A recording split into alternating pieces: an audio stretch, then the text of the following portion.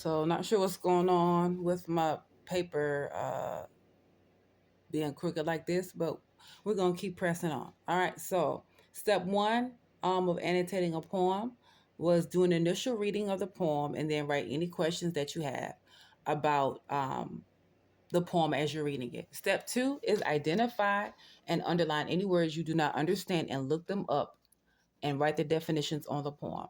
Now, I did not write the definitions on the poem. I have them written on a piece of paper right here that you cannot see.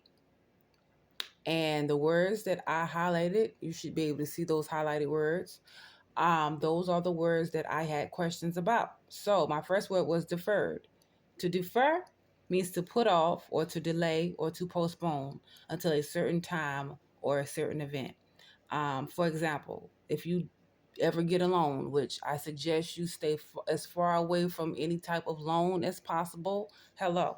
All right. So if you ever get any loans of any kind, student loans or anything like that, if you get them deferred, that means that you get a temporary suspension or reduction in payment.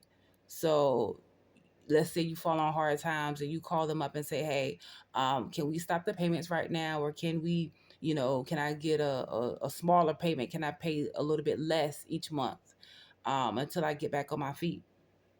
And that is a deferment, a putting off, a postponement, a delaying of something. All right. So my second word that I have up here is fester.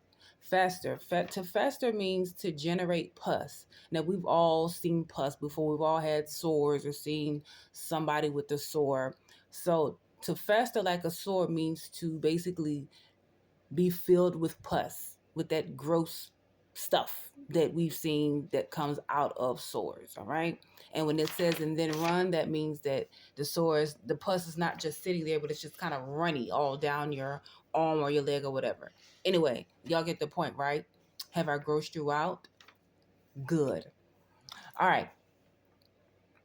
And it says crust and sugar over. It says, or does it crust and sugar over? So imagine if you left out, maybe let's just say a cinnamon roll. If you left the cinnamon roll out all night, when you wake up in the morning, it's going to be hard. It's going to have that hard crustiness on it. That is what it means for something to crust and sugar over. Or think about, and I hate to keep talking about sores, but if you ever get like a pimple or something or some kind of bump and it gets that little crustiness on it, you feel that little bit of crustiness on it, that's something that gets that is talking about the crusting part. Like a syrupy sweet. If you think about if you left maybe some kind of very sugary drink or maybe actually like some syrup, if you left that out for a couple of days, it would develop a film on top of that. So it would kind of develop like a slight crust and a sugaring over. That little film would be called the sugaring over. Okay. Um, and sag, there's something sags, it hangs down. So that's part two.